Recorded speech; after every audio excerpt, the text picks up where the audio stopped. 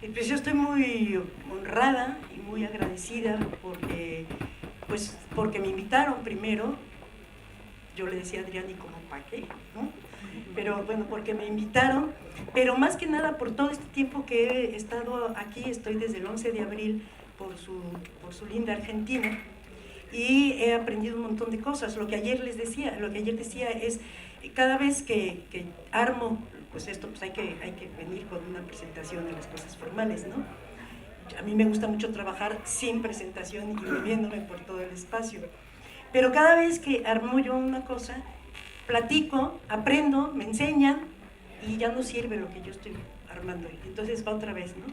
Y así me lo he pasado, Entonces, bueno, esto es así como que vamos a ver qué resulta de esto. Tiene muchas cosas que incorporan parte de lo que ayer estábamos platicando, pero vamos a ver a dónde llegamos, ¿no?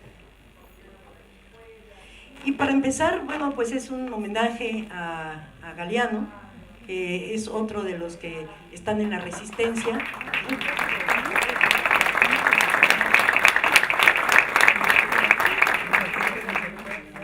En la resistencia decimos nosotros, ya anoche comentaba yo que mi madre murió hace 3 años, de 92 años, pero hasta 2 o 3 meses antes de que le empezaran a envenenar con quimioterapia, murió, claro, de neumonía, pues una señora de 92 años, pero hasta antes de que comenzaran a envenenarla, ella fue militante de lo que entendió y tuvo una transformación desde el catolicismo de derecha radical hasta irse completamente, pues no al otro lado, sino avanzando en su vida. Hasta el final ella estuvo con mesas de diálogo con la gente, repartiendo cosas, etc. Y entonces cuando ella muere, nosotros decimos, se fue a la resistencia. Están allá, todos se nos están yendo, todos los buenos se nos están yendo, pero no están yendo, están en la resistencia. Y la resistencia pues es finalmente lo que nosotros podemos hacer con lo que aprendimos y con su legado. Entonces creo yo que un homenaje a Galeano, que se fue a la resistencia, que está en la resistencia, pues es traer sus palabras. La palabra, que es lo que nos constituye, es lo que organiza el mundo, lo que nos permite ser humanos. Entonces comenzamos con algunas palabras de Galeano. Se pregunta en el libro de los abrazos, ¿qué es el mundo? Esa es la pregunta. Y responde con, el mundo es eso, un montón de gente, un mar de fueguitos. Cada persona brilla con luz propia entre todos los demás. No hay dos fuegos iguales. Hay fuegos grandes, fuegos chicos y fuegos de todos colores. Hay gente de fuego sereno que ni se entera del viento, y gente de fuego loco que llena el aire de chispas. Algunos fuegos bobos, no alumbran ni queman, pero todos arden la vida con tanta pasión que no se puede mirarlo sin parpadear. Y quien se acerca, se enciende. Bueno, pareciera ser que aquí hay muchos fuegos y muchos fueguitos y estamos construyendo el mundo. La importancia de mirar el mundo como muchos fuegos que hacen una gran hoguera, pero en esa gran hoguera están los fuegos bobos, los fuegos que arden, los fuegos, etc., incluso los fuegos que no nos gustan, los fuegos que nos queman de mala manera, los fuegos que nos incendian porque nos hacen vivir con pasión, pero también están los fuegos que nos apagan, los que nos desbaratan, los que nos calcinan. Pero todos esos somos nosotros. No somos nosotros nada más los que nos gustamos, no somos nada más los que hoy estamos aquí. Si estamos aquí, nos gustamos, somos fuegos que buscamos la chispa del fuego de junto, pero somos individualidades también, somos fueguitos. Y a veces se nos olvida que la lucha, que el colectivo, que la organización no es solamente una cosa, sino somos muchos fueguitos. Y cada uno de nosotros es importante. Y a lo mejor por demasiado tiempo nos olvidamos de esto, nos fuimos a lo grande y nos olvidamos de que lo grande está hecho no es chico, sino está hecho de esos fueguitos. Lo importante pues aquí es mirar cómo nosotros, el yo individual y el yo colectivo, yo y nosotros, finalmente no podemos existir sin la hoguera. Yo puedo ser un fuego chiquito porque junto hay un fuego grande. Puedo ser un fuego bobo porque junto hay un fuego apasionado. Pero solamente podemos existir si miramos a los otros. El ser humano es un ser que necesita, para existir, necesita del otro. Y nos relacionamos y nos acercamos al otro a través de la palabra. Y esa palabra, que es la con la que estamos construyendo la hoguera, esa palabra a veces nos la callamos, ¿sí? A veces no decimos la palabra propia. Y cuando estamos en relación con el otro, si queremos respetar al otro, tendríamos nosotros que decirnos, que contarnos, que relatarnos, aunque no le guste al otro, aunque lo que el otro diga no me guste a mí, pero necesitamos hablarnos, relatarnos. Y seguimos con Galeano. Para los indios, las hierbas hablan, tienen sexo y curan. Son las plantitas, ayudadas por la palabra humana, las que arrancan la enfermedad del cuerpo, revelan misterios, enderezan destinos y provocan el amor o el olvido. Pero estas voces de la tierra suenan a voces del infierno a los oídos de la España del siglo XVIII, ocupada en inquisiciones y exorcismos, que para curarse confía en la magia de las oraciones, los conjuros y los talismanes, más que en los jarabes, las purgas y las sangrías.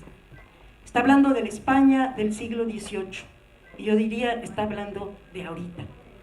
Nos dicen que los otros son supersticiosos, son ignorantes, subdesarrollados, porque no cuentan con las ciencias sabias, con las ciencias verdaderas. O sea, dígase la ciencia médica capitalista. Como no cuentan con eso, pero en los mismos congresos, en las mismas cosas que dicen, finalmente sus medicamentos, estas ideas, por ejemplo, de mirar el futuro a través de mandar a toda la población a hacerse exámenes médicos, ¿sí? para descubrirle al otro y decirle, tú te vas a morir de esto, y si no haces esto y esto, este es tu futuro. O sea, quieren ser pitonizos, la estructura médica quiere ser pitoniza, y quiere ser los salvadores del otro, como si el otro necesitara ser salvado por la ciencia, esta ciencia capitalista, esta ciencia occidental. Okay. ¿Y qué es lo que sucede? Necesitan estos señores del poder del conocimiento, estos necesitan acallar las palabras de los otros porque les damos mucho miedo. Se están muertos de miedo. Mientras más tienen, más guardaespaldas, coches blindados, se buscan los lugares más remotos para que ahí no los alcance el mal, ¿no? Ahorita parece ser que la venta de terrenos y de casas en Nueva Zelanda, lo más remoto que pudieron encontrar, está siendo muy grande, está aumentando con gente con muchísimo dinero que tiene miedo de lo que viene, de lo que es insostenible. La gente ya no puede más. Entonces, organizada o no organizada, de todas maneras ya el mundo no aguanta. Y estos señores tienen miedo de que digamos nuestra palabra. Tienen miedo. Nuestra palabra libre, arraiga en su superstición y destila su miedo. Mientras más hablamos, más miedo les da a ellos. Seguimos con Galeano. Un buen huichol cuida su alma, su alumbrosa fuerza de vida, pero bien se sabe que el alma es más pequeña que una hormiga y más suave que un susurro. Una cosa de nada, un airecito, y en cualquier descuido se puede perder. Y eso se nos olvida. Creemos que el alma la tenemos incondicionalmente, la tenemos atada, la tenemos para siempre.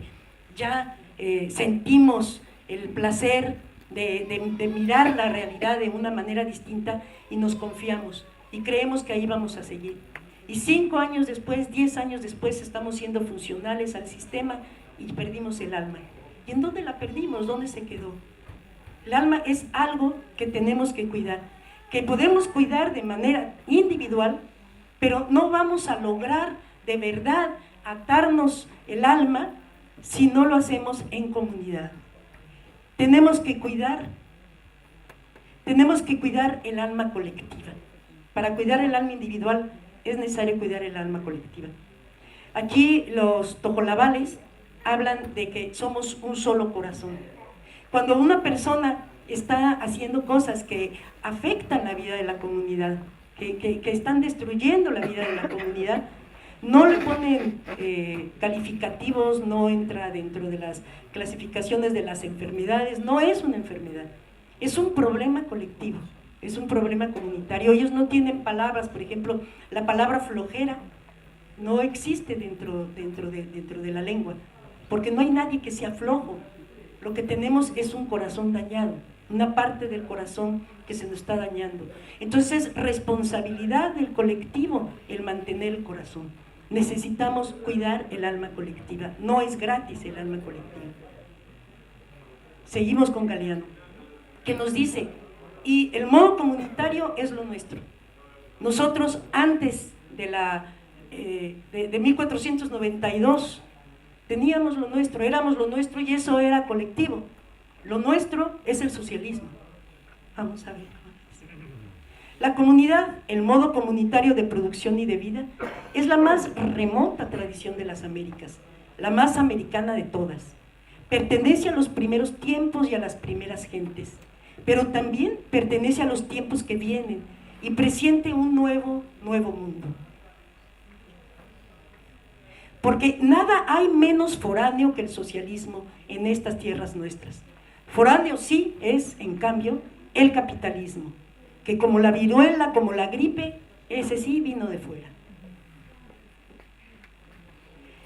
De aquí, con esta entrada de presencia mal representada probablemente de Galeano, surge esta idea de la necesidad de construir una utopía. Es urgente construir utopías, es urgente construir esos sitios a los que sabemos que nunca vamos a llegar, pero son los que nos hacen caminar, ¿sí? Esa Ítaca, para que Odiseo pueda salir de Troya y llegar después de 10 años a Ítaca. Sin Ítaca, sin Penélope en Ítaca, Odiseo nunca habría sido Odiseo. Entonces necesitamos construir estas utopías, y para la utopía finalmente este lugar inexistente, topos lugar, esta utopía sí, requiere de pensamiento crítico, requiere de no creer que lo que está allí es eso que está allí, de darnos cuenta de que eso que está allí es lo que nos impide ver lo que de verdad está allí. Sí, estamos continuamente creyendo que por ejemplo, voy a pecar, que la medicina generalista es lo que hay que hacer. Pero si nos descuidamos, podemos hacer que el nombre de medicina generalista oculte otras posibilidades o las mismas posibilidades de la medicina generalista. Tenemos palabras, participación, empoderamiento, comunidad, equipo de salud, transformación, que están ocultando las cosas que significan ellas mismas, primero, y segundo, todos los movimientos que están haciendo esas palabras cuando se platican entre sí y nosotros ni siquiera nos damos cuenta, ¿no? Tener la necesidad de comprender que lo que veo es algo así como ponen el ejemplo de un papel, ¿no? Esto es un papel que si yo arrugo, de repente lo que está enfrente se pone adentro o se pone atrás, y si lo sigo arrugando sale lo que estaba adentro encima, y esto está todo el tiempo en movimiento, todo el tiempo, mientras existamos seres humanos. Sí, dirían otros, mientras existan plantitas, ¿no? Mientras exista vida.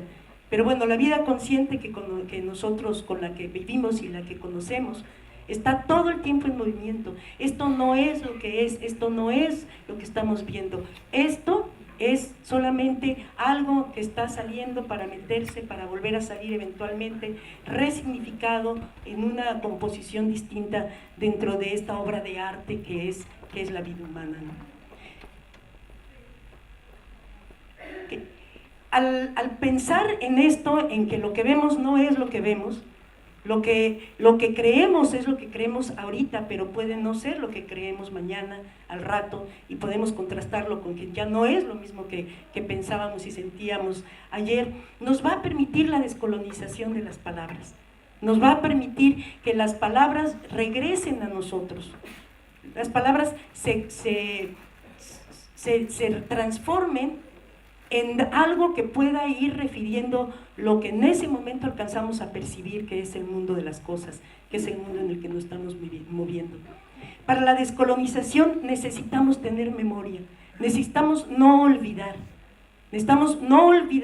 todo aquello que nos desdignificó, todo aquello que nos hizo daño, todo aquello que nos produce sentimiento, y todo aquello con lo que sobrevivimos a todo eso, y todo aquello con lo que vivimos con todo eso, todo aquello con lo que nos permitió que no se muriera la esperanza. O sea, necesitamos ir por la memoria, pero esa memoria necesitamos continuamente charlarla, narrarla, platicarla, llevarla al otro, porque cada vez que nos platiquemos, cada vez que nos palabriemos, la palabra va a cobrar un significado distinto y nos va a permitir impulsarnos más allá. ¿Okay? Y bueno, yo diría que esto que estoy diciendo, es una manera de mirar las cosas. Yo continuamente digo que una de las cosas que necesitamos aprender es que estamos siempre mirando con lentes que nos ocultan lo que hay más allá. Son unos solos lentes los que podemos usar a la vez, pero lo que podemos hacer también es aprender a quitarnos unos lentes y pedirle prestado al otro los suyos para ver cómo mira el otro y a ver cómo puedo yo cambiar la dioptría de mi lente una vez que he aprendido que existen otros mundos, que puedo mirar otras cosas con los lentes de los otros. Y a veces nos ponemos unos lentes que nos espantan, que nos apabullan. Hay veces que nos ponemos los lentes del enemigo y nos da horror mirar como mira el enemigo. Pero si no nos ponemos los lentes del enemigo y no miramos como mira el enemigo, no vamos a saber con quién estamos tratando o maltratando, ¿no? Con quién nos está maltratando. Entonces necesitamos lentes. Y de lo que yo hablo aquí es de unos lentes que continuamente están cambiando, pero esto que yo digo es solamente en este momento visto con estos lentes, no con otros. Somos seres de la naturaleza dotados de capacidades particulares, mismas que son nuestros poderes. Comentaba por ahí que nosotros como seres, como raza, como especie de la naturaleza, no tenemos garras, no tenemos visión de lince, no tenemos un oído agudo, nuestro olfato es muy corto, y más, los que huelen el vino lo tienen más desarrollado, pero no nos da el olfato para la sobrevivencia, no tenemos velocidad, no tenemos alas, somos seres muy limitados, pero tenemos una corteza cerebral que nos da los poderes con los que nosotros vivimos. Y por poder estoy hablando no del poder, en este momento estoy hablando no del poder de dominación, sino de lo que como ser humano, con lo que cuento, las capacidades con las que cuento para poder existir en el mundo humano. Somos solamente por los otros individuales que constituyen lo colectivo, los otros grupos sociales y la historia. O sea, el otro es el presente que ya se murió. El otro es el presente que ya habló. El otro, sí, está la historia, en la historia están los otros. Y también están en el futuro. Los otros que nosotros podemos imaginar y que nos interpelan. ¿Cómo quieres tú el año que entra a los médicos generalistas? Esos son otros. Esos son otros que nos dicen, bueno, sí, así los quieres, pero mira lo que tienes. ¿Qué distancia hay entre esto y lo que tienes allá como imaginación? ¿Eso es posible? ¿Cómo es posible? ¿Con qué es posible? ¿Cuándo es posible? Entonces estamos hablando con los otros que no tienen límites de calendario. No, por ahí alguien decía que hemos confundido el tiempo con el reloj, ¿no? Entonces estamos hablando del tiempo que no es reloj, estamos hablando de ese tiempo en el que somos infinitos. Comentamos también, somos una especie que fue capaz de concebir el cero, que fue capaz de concebir la palabrota infinito, ¿sí? Eternidad.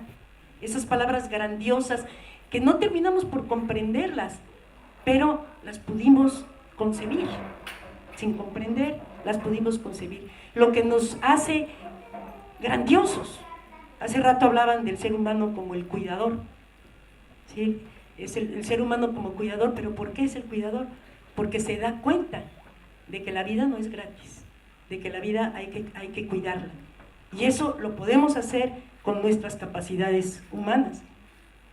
Pero también entender que cada uno de nosotros es otro para los demás, es el otro de mi otro, que el otro me mira, que el otro me interpela, quiera yo o no, me guste o no, lo acepte o no. De todas maneras, el otro, ¿sí?, me está mirando a mí. Cuando estamos haciendo el trabajo en las comunidades, en los servicios de salud, a veces creemos que el otro no existe, que yo soy el grande, ¿sí?, y que el otro no me está mirando. Entonces yo creo que ya me hizo caso, que ya va a nutrirse en lugar de comer, ¿no? Que ya se va a ir a hacer sus check-ups y ya va a comer, ponerse, etcétera, porque me está obedeciendo. Pero el otro me está mirando y muchas veces está diciendo, mira, se dice en argentino, ¿verdad? Mira vos, ¿no? Estoy aprendiendo argentino. Sí, sí.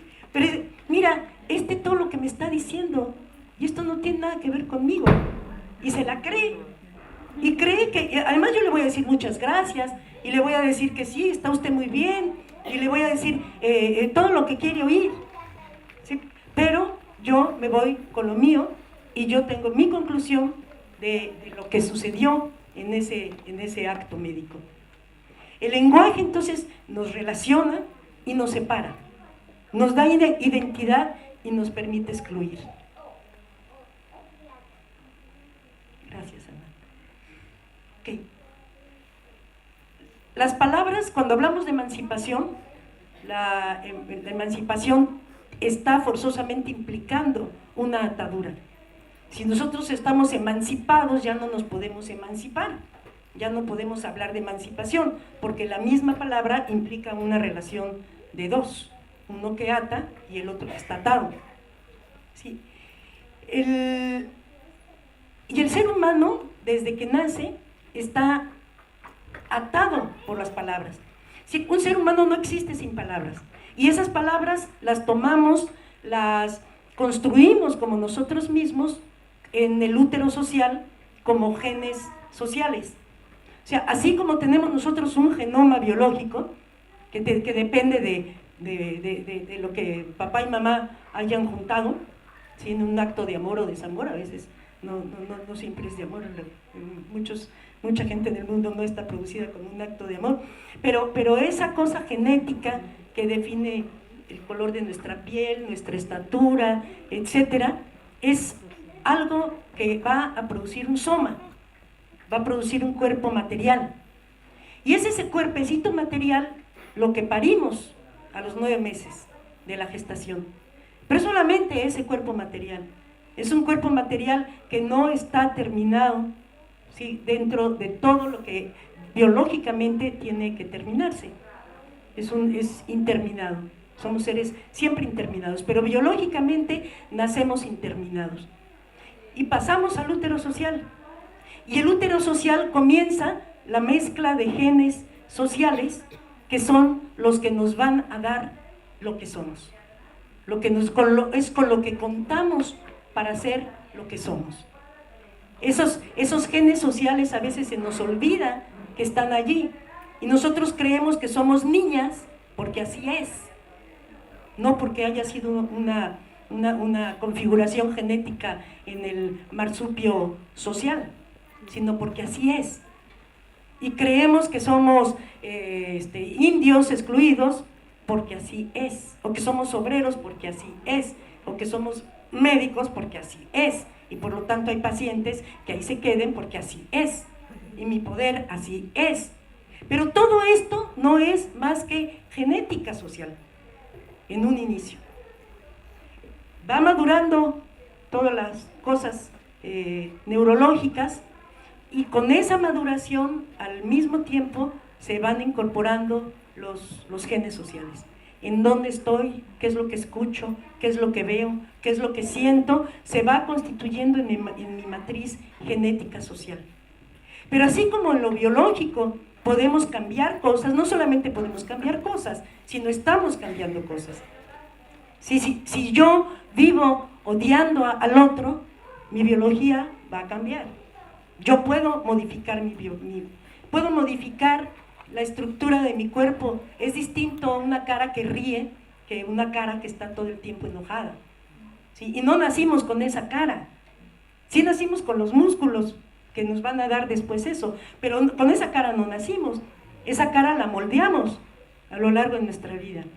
Así como podemos hacer eso, también podemos cambiar desde lo que tenemos como genes sociales, lo podemos cambiar y responsabilizarnos por ese cambio.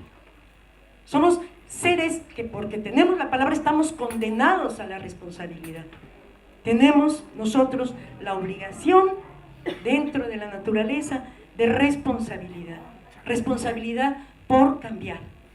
Esa responsabilidad puede ser tomada por otros, y yo, mira, tú no puedes, no sabes, yo me responsabilizo por ti. Yo te voy a decir que te tienes que vacunar, yo te voy a decir que tienes que correr, y yo te voy a decir que, etcétera, porque pues sí, tienes ahí esa responsabilidad que te humaniza, pero pues como eres un irresponsable, pues yo te digo qué es lo que tienes que hacer, ¿no? Pero entonces somos seres que estamos atados a las palabras, porque sin esas palabras no seríamos. Son muy pocos los que se cambian el nombre en el transcurso de su vida. Son muy pocos los que dicen, pues a mí me dijeron niña, pero yo quiero ser niño, ¿no? Y hacen ese cambio. Eso sucede muy poco. Son pocos los que pueden transformar eso. Y yo una vez, por ejemplo, si yo me cambio el nombre, como hay comunidades indígenas, que llega un momento en donde la madurez inicia cuando se elige el nombre, el nuevo nombre. Vas cambiando de nombre según los momentos de la vida, ¿no? Cuando se cambia el nombre, se tiene que cambiar, no quitar. Se tiene que cambiar el nombre, porque necesitamos seguir atados a las palabras, porque si no dejamos de existir. Ahora, aquí, las palabras nos atan, pero sin palabras desaparecemos. Aquí es cómo nosotros podemos elegir las palabras a las que nos queremos atar, sabiendo que nunca nos vamos a desatar de las palabras. Esta elección de quién soy, cómo vivo, de quiénes somos, cómo vivimos, finalmente es una decisión de sujetarse, de atarse a las palabras. Y es este proceso de elección de las ataduras y del tamaño de las ataduras, finalmente el que nos permite el estar continuamente pensando en emanciparnos. Porque todo el tiempo nos estamos atando para romper con la palabra, que muera la palabra, para que viva la palabra, la nueva palabra, el nuevo yo, lo nuevo que soy. Somos seres dados entonces a la emancipación. Necesitamos, como humanos, como dentro de nuestra dignidad humana, necesitamos querer emanciparnos, pero entender que la idea de emancipación no es más que una utopía, pero es una utopía que nos humaniza. Es el camino, es el camino que yo me trazo como utopía, como grupo o como proyecto de grupo o como proyecto individual. Y andar rumbo a la emancipación permite la ruptura con las palabras y la emergencia de las nuevas palabras. Okay. Ya las palabras emergen entonces en las relaciones sociales al encontrarnos con los otros en la vida práctica. Y son construidas en la historia, Pero en esa historia y en esos otros, no todos son los otros que vienen a estar con nosotros para aprender y para reconstruir. Muchos de los otros vienen con nosotros para robarnos las palabras, para llevarse lo nuestro y poder imponer lo suyo en nosotros. Las palabras pueden ser resignificadas, repuestas, afectadas por las necesidades de comunicación en momentos históricos y espacios particulares. Todo el tiempo lo estamos haciendo, pero no nos damos cuenta. Y parte de esta utopía es darnos cuenta de que nuestras palabras las estamos resignificando, las estamos reponiendo. Esa es una importancia muy grande. Tenemos que reponer el significado de libertad, porque eso lo usa todo el mundo. El tirano usa la palabra libertad para quitar la libertad, ¿no? El médico utiliza la palabra felicidad o salud para imponer su medicina, incluso para enfermar, ¿sí? O incluso para provocar, no lo hace con intención, pero se provocan sufrimientos, agonías, etc. Entonces necesitamos reponer las palabras, necesitamos regresarle el alma a la medicina, reponer la palabra medicina, reponer la palabra médico. Sí, yo insisto, esto de médicos generalistas es una redundancia, porque el médico es médico y la medicina es medicina. Entonces, ¿por qué medicina generalista si la medicina es pues para todo, para lo completo? ¿Por qué tenemos que decir medicina generalista? Pues porque nos robaron la palabra y dijeron médico es el especialista. Entonces ahora médico es el fragmentado. Entonces, pero pues esos no son médicos, esos serán cardiólogos, esos serán medicólogos que dan medicamento, pero no son médicos. El único médico es el médico, pues que ustedes llaman generalista, pero pues es el médico con mayúscula. Es el responsable finalmente de la hojalatería y de la etcétera, para poder mantener el soma, la estructura material, que se convierte, que se humaniza a través de la palabra y se convierte en cuerpo humano, ¿sí? Si el médico tuviera fuera de sí la idea del cuerpo como cuerpo humano, como el cuerpo integrado, el cuerpo histórico, el cuerpo que ama, el cuerpo que desea, el cuerpo que sueña, y que no es distinto al tejido, no es distinto a la célula, no es distinto a la fisiología, es una sola cosa. Si cuando el médico hace eso, deja de ser médico, desde mi perspectiva. Entonces, médico generalista, pues yo creo que están buscando reponerle a la palabra médico su significado. Sí, o imprimirle el significado y bueno, generalista suena además a general, ¿no? Medicina capitalista es la del capitán, medicina generalista pues será la del general, ¿no? ¿Sí? Ok, las palabras nos permiten ejercer nuestros poderes, nuestras capacidades humanas en el mundo práctico. Y aguas con esto porque muchas veces dicen, no, es que tú estás diciendo que todos son relaciones de poder. Pues sí, aunque no. ¿Y por qué? Porque nos robaron el alma de la palabra poder. Yo hoy puedo, como sea, bien, mala, regular, pero yo hoy puedo estar parada aquí hablando. Y tú puedes hoy estar allí rico. Sintiéndote rico, ¿no? Podemos existir, Sí, la bronca es cuando este poder de humanización, etcétera, nos lo roban. Nos lo roban y juntan un montón de poderes para echarlos ahora en contra de mí misma. Cuando yo creo que ya no existo, porque ya se llevaron, me robaron el alma, me robaron el poder, ¿no?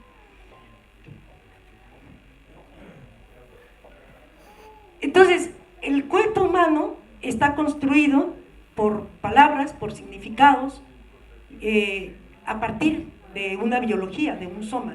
Nos construimos de soma, pasamos en los procesos de socialización y de recambio genético social, ¿sí? Pasamos a ser cuerpo. Y no necesitamos decir cuerpo humano, cuerpo. es una palabra mágica, una palabra santa, una palabra cuerpo.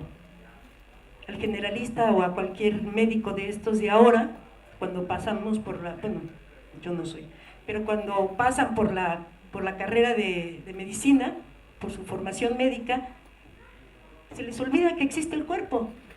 Entran con cuerpo y en el camino salen sin cuerpo, salen con soma. Todos desvelados, todos castigados, todos cansados, todos, ¿sí? Entonces salen como trapitos, ¿no? Y esperamos que hagan una medicina con gente cuando son trapitos, ¿no?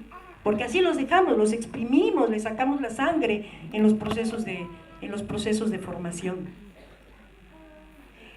Nuestros cuerpos, cuando son cuerpos, es lo más codiciado por el poder de dominación, por los otros. ¿Por qué? Porque son nuestros cuerpos los que van a convertirse en soldados con armas, o soldados vendedores, o soldados votadores que votan, soldados consumidores, ¿sí? Lo que se necesita para poder hacer lo que yo quiero y que no me importe lo del otro, es poder controlar los cuerpos, hacerles creer que son soma, ¿sí? Controlar los cuerpos para lograr lo que yo quiero, para ir en el mundo material, para ir por eso que yo quiero, ¿no? No sé, todas las invasiones territoriales, las Malvinas o lo que sea, necesitaron primero de todo un lobbying de palabras, de toda una introducción de significados, hasta que no existían las condiciones para entonces sí entrar con barcos, entrar con armamento, etcétera, y quedarse con lo que no es mío, ¿sí? Y bueno, ahí no nos metemos, pero habría que ver por qué las Malvinas son tan importantes para el futuro, ¿no? Y quién está dominando allí. Entonces, las palabras son codiciadas por el gran poder. Es la cueva en donde está el tesoro. Si yo cambio las palabras, si yo logro imponer mis palabras, estoy reconstruyendo al otro, lo estoy haciendo a mi imagen y semejanza. Fíjense, el gran poder finalmente entiende eso que nos decían, que Dios hizo al hombre a su imagen y semejanza, ¿no? Bueno, pues ese es el poder de las palabras. Y bueno, en la mitología bíblica se habla de eso, ¿no? Como los 7 días de la creación fueron 7 días en los que se nombraron las cosas. Y las palabras que en la creación se dieron, bueno, luego son lo que constituyó el mundo occidental, basado en esta mitología. Cada mundo tiene su propia mitología. Entonces, se necesita dominar las palabras para dominar la práctica. Y eso quiere decir robar los significados del mundo, robar los poderes de las personas individuales y colectivas. Y al robar esto, estoy yo construyendo desigualdad, estoy pulverizando, estoy fragmentando, estoy poniendo a uno contra el otro, pero de acuerdo a lo que a mí me conviene. Si lo vemos en el mundo macro, podemos ver cómo toda la gestión que se hace por años y años para finalmente decirle a un grupo, por ejemplo en México las comunidades estaban identificadas, tenían identidad por religión. Todas las comunidades eran católico revuelto con la cultura local. Y en los años 60 se manda de Estados Unidos, se mandan grupos de evangelizadores. Fíjense, en los 60 nos mandaron evangelizadores, los cursos lingüísticos de verano los llamaban. Y entonces iban llegando, ¿y qué fue lo que lograron? Fragmentar las comunidades, introducir religiones diferentes que unas odiaran a las otras. Hay una comunidad en la frontera con Guatemala, que hasta hace unos 5 años, es una comunidad de aproximadamente 1000 personas, y entre esas 1000 personas hay 10 religiones diferentes, ¿sí? Y andan por las calles, unas con el pañuelo para un lado, otros con otro, otros con la falda larga, otros distinguiéndose unos de otros. Las familias pulverizadas, ¿sí? La fragmentación de todo gracias a la guerra por las palabras. Fragmentaron todo y luego pueden entrar con todo lo que vino después, ¿no?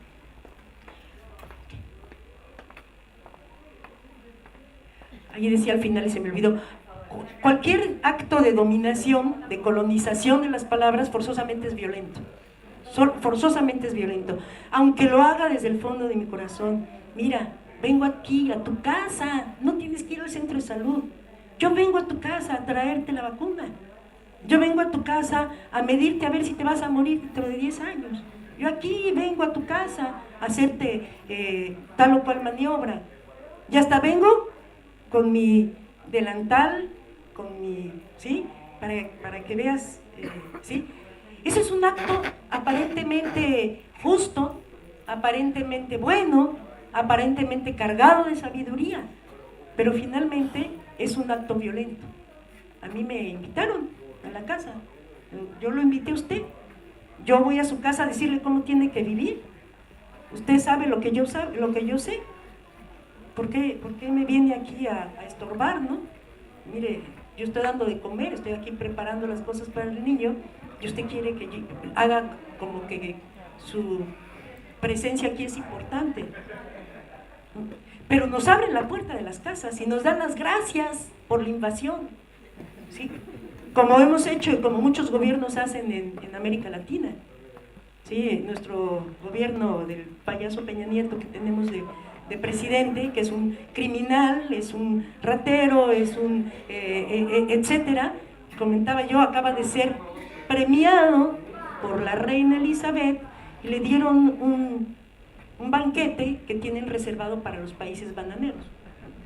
Y este se siente el más importante, se siente el grande, se siente etcétera, y da las gracias por la colonización. Bueno, quién sabe qué entenderá por gracias, pero él se sintió muy importante de ir en la carroza como Cenicienta, ¿no? Sí, ir en la carroza aquí con la reina, ¿no? El colonizador justifica su violencia. No es cierto que llega el colonizador, sobre todo el colonizador de palabras, ¿sí? Llega a los lugares y justifica su violencia a partir de eso que ayer hablábamos. El otro no piensa, por tanto no existe. No existe más en tanto cosa para mí, ¿sí? Solamente es cosa para mí. Procedo a la colonización de las palabras y de la práctica y lo convierto en algo normal. Así es. Este es un mundo en donde tú tienes que comprar medicamento para prevenir, para curarte, para prepararte para la muerte y para morir. Entonces, así es. Así es, y las personas van a los centros de salud por su medicamento, porque ese es el conjuro, y así es. No hay manera de que de repente si un centro de salud dice, pues va todo el medicamento a la bodega y vamos a empezar por otro lado, pues tenemos una rebelión, nos van a atacar, van a desbaratar el centro de salud para ir a la bodega a sacar el medicamento. ¿Cómo nos lo niegas? No, eso no puede ser. O sea, hemos construido una situación ya de varias generaciones en donde es impensable el mundo sin medicamento, ¿no? Ok, esto ya lo comentábamos. Y el colonizador utiliza instrumentos de colonización importantes. Los medios, la escuela y los servicios de salud son fundamentales. Fíjense en esto, no nos enseñan a conocer el cuerpo, conocemos anatomía, fisiología, embriología, muchas IAs, pero nunca nos enseñan que el cuerpo del otro es un templo, nunca nos enseñan a pedir permiso para tocar al otro, que todos quieren ir a sacarse la foto en la selva, ¿no? Todos quieren traer la anécdota de cuando yo estuve en la selva, quién sabe qué, ¿no? Y esos son invasores también, y ellos lo saben, pero entonces tienen que apostar centinelas, pero de un lugar al otro puede haber mucho espacio y pueden durar mucho tiempo en un solo puesto. Y cuando estás mucho tiempo en un solo puesto dejas de ver, ya no ves. Entonces ¿y para qué está el centinela? El centinela está para ver las cosas que están sucediendo y poder entonces decir qué es lo que puede venir después. Ese es el centinela. O sea, un centinela que no tiene pensamiento crítico ve las cosas como que así son.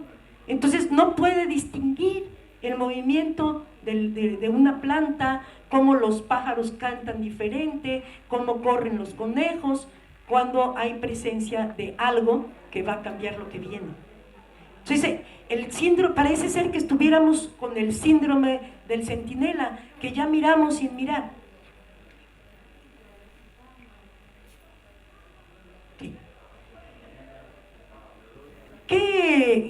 ¿Cómo podemos despertar la palabra adormecida? ¿Cómo podemos despertarla para reponerla, para cambiarla, para transformarla?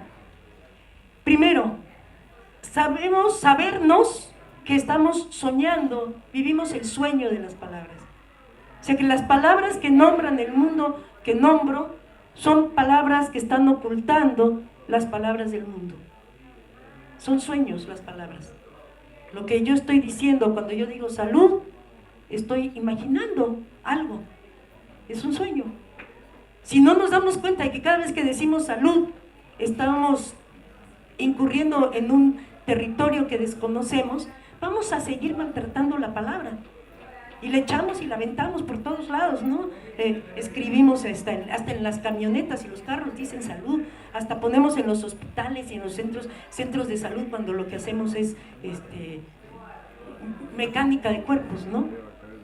Entonces, primera cosa, saber que lo que vemos no es lo que está allí, es una ilusión pasajera, cosa que es difícil pues nos da mucha inestabilidad, nos da mucho miedo.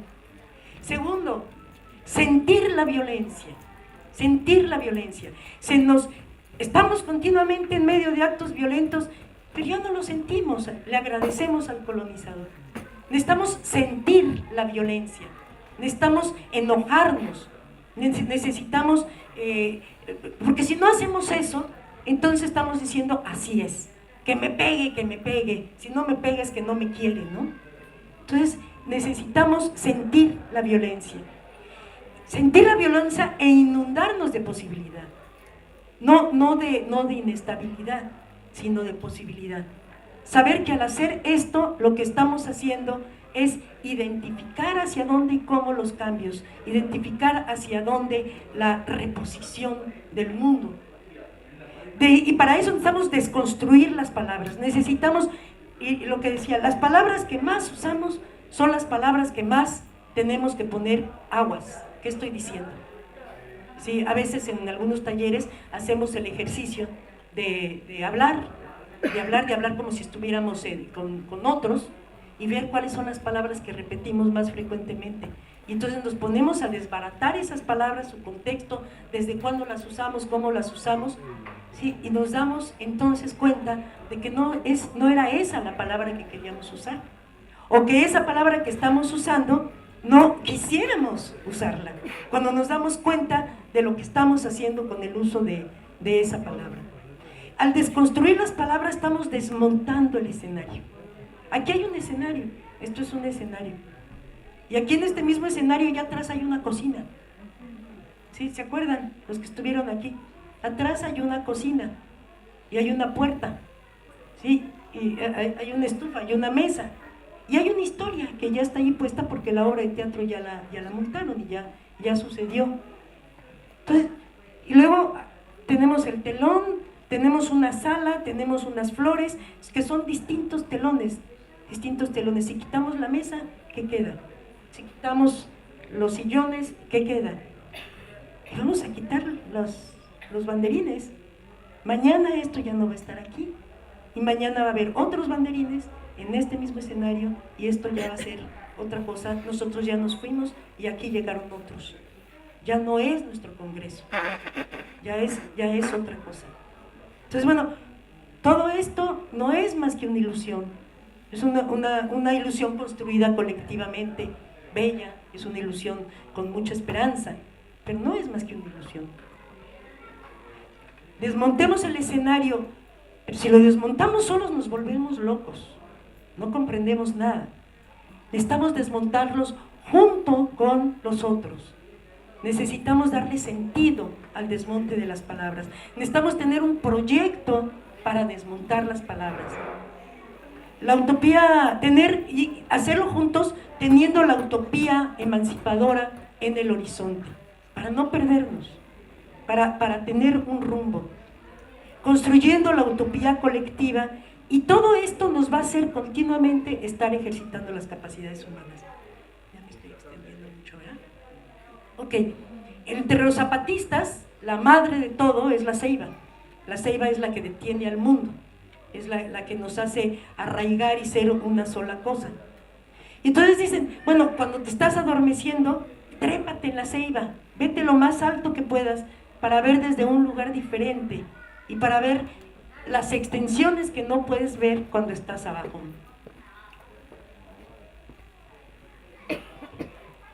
Y ellos dicen, el subcomandante Galeano, el subcomandante Marcos desapareció, ahora es el subcomandante Galeano, bueno, ese es otro.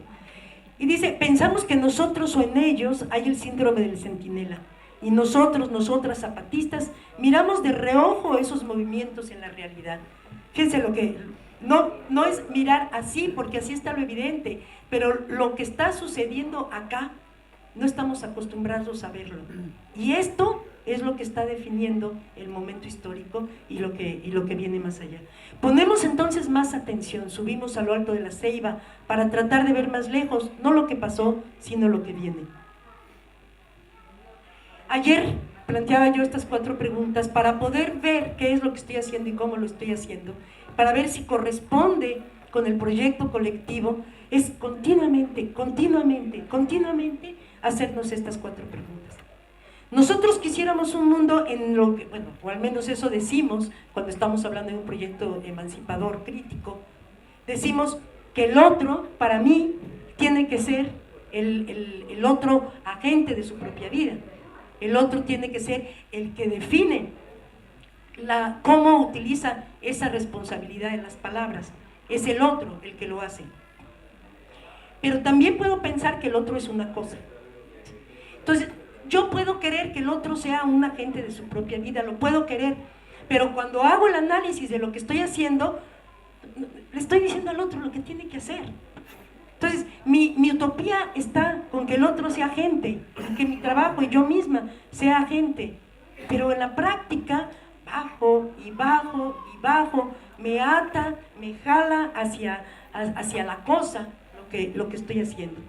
Y lo mismo, ¿cómo clasifico las cosas del mundo? Bueno, malo, paciente, enfermo, etcétera. ¿Cómo las clasifico? Yo no las quiero clasificar así. Yo quiero la implicación, yo quiero ver ese papel en movimiento, yo quiero ver cómo lo que aparece, lo que se va reconstruyendo. Yo así es como quiero clasificar el mundo, en el cambio, continuamente en el cambio. Y de repente me estoy dando cuenta de que estoy hablando de bien y mal, de que estoy hablando los buenos y los malos. Nosotros los buenos, ellos los malos. ¿Sí? Entonces, otra vez, tengo que yo misma reponerme y tratar de seguir jalando hacia donde quiero ir, que es una utopía. ¿Qué busco cuando pregunto y cómo pregunto? Yo puedo tener todo esto resuelto la clasificación del mundo, el otro agente, etcétera, y voy y le pregunto al otro, oiga, ¿ya se vacunaron? ¿Ya está lleno su carnet de vacuna? Sí, entonces, ¿qué pregunto? O voy y le pregunto, ¿cuáles son sus niveles de glicemia? Pregunto con mis clasificaciones, no con las clasificaciones de los otros. Las preguntas que se hacen a veces, por ejemplo, no sé si lo hacen aquí, pero preguntas que se hacen al terminar un congreso, 5 preguntas breves. Bueno, ¿y por qué no soy yo quien hace las preguntas? ¿Sí? Cuando nos hacen preguntas, son preguntas que están hechas desde las clasificaciones del mundo del que está preguntando. Pues eso es lo que a ti te interesa, pero a mí lo que me interesa es otra cosa. Déjame que sea yo quien pregunte sobre lo que a mí me interesa. Y finalmente esto me lleva a preguntar, ¿poder para qué? ¿Para qué quiero el poder que tengo? Tanto el poder como capacidad por ser yo ser humana, por sí, como el poder que me imprime la misma sociedad, queriéndolo o no queriéndolo, porque soy institución, porque tengo un título, porque tengo un salario, porque vivo en tal barrio, porque me visto de tal manera, porque puedo mirar y matar, ¿no? Porque puedo o no escuchar. Todos esos son poderes, porque traigo el gafete, porque traigo el portafolio, porque tengo mi compadre que tiene mucho poder, mi amigo que tiene mucho poder. Todos esos son poderes que todos y todas las que estamos aquí tenemos, que son poderes que no tienen muchas de nosotros en la población. Ok, ese poder que se nos ha dado, ese poder que nosotros hemos aceptado, ¿para qué lo quiero? Para que seguir conservando mi trabajo, para que la chamba siga, para que esta idea que yo tengo avance, pero como idea única, o lo quiero para lograr que el otro se mire a sí mismo como agente y tome sus propias decisiones y me diga a mí en qué le tengo que obedecer. Yo como el que tiene ciertos poderes, los quiero para que el otro pueda decirme, me pueda dar el mandato y que yo obedezca. ¿Sí? ¿Estamos dispuestos a hacer eso? Muy bien. Necesitamos entonces una vigilancia estrecha que yo, para lo mío, hago con estas 4 preguntas. Y eso también, esas preguntas se las puedo aplicar a un programa de salud, se las puedo a una política, se las puedo aplicar a un discurso, se las puedo aplicar a distintas cosas. Pero ¿cómo podemos nosotros lograr esto, responder estas preguntas? Necesitamos hacer reflexiones personales y colectivas, generar información autónoma. Necesitamos, como personal de salud, necesitamos generar continuamente información para subir a los niveles altos de los sistemas de salud. Y necesitamos bajar la información de los sistemas de salud para aplicarla, y esa es la palabra, aplicarla, invadirla en las comunidades. ¿Sí? Pero nosotros también podemos no fallar en eso, porque si fallamos en eso perdemos el sitio que necesitamos. Pero ¿cómo le podemos hacer para que la información de la gente, lo que la gente siente, vive, decide, etcétera, cómo eso nosotros poderlo traducir, poderle decir, mira, ministerio, ¿sí? Tú dices esto, pero no, esto no va. En esta comunidad eso que tú estás diciendo no sucede. Simplemente no sucede. Aquí suceden otras cosas. Y estas son las cosas que suceden. Y la gente las quiere medir así.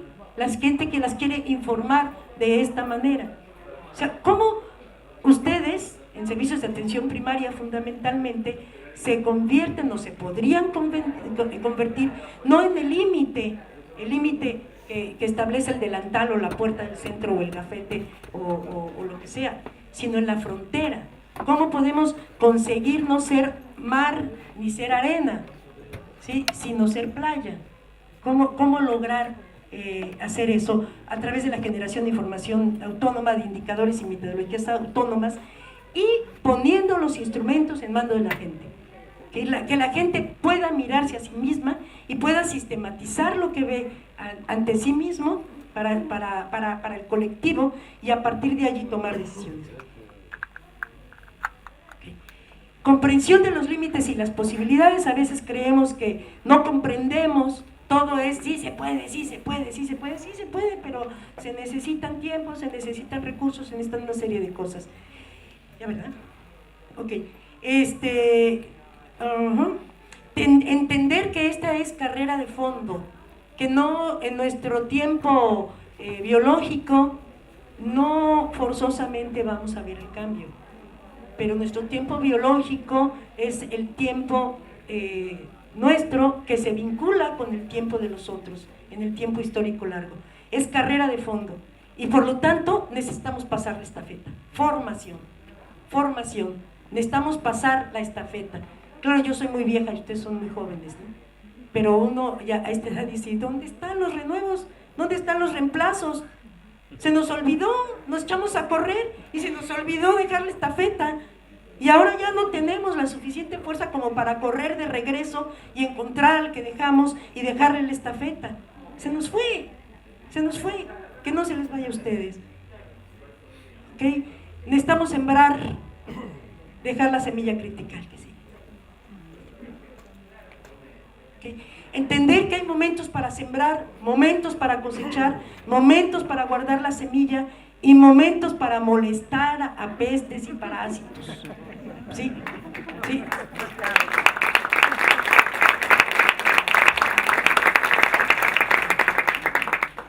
Ok, ¿qué hacemos? Derribemos los límites, construyamos fronteras con los otros y siempre como proyecto colectivo. ¿Okay? Necesitamos andar al horizonte. Hay una canción, ¿no? Que dice, no lo voy a cantar ahorita porque no, pero puse rumbo al horizonte y por nada me detuve, ¿no?